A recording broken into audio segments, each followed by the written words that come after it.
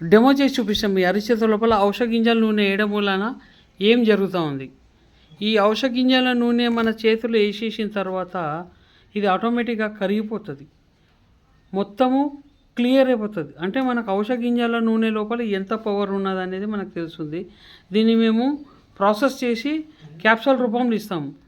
ఇది మనకి హార్ట్ని అటాక్ కానియకుండా చూస్తుంది.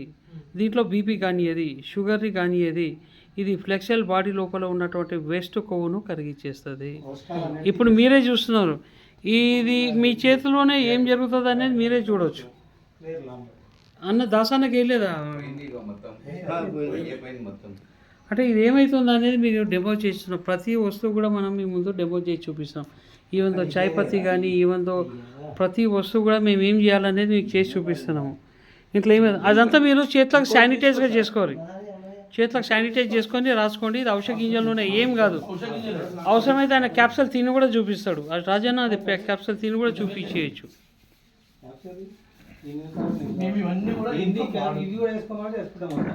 ఇది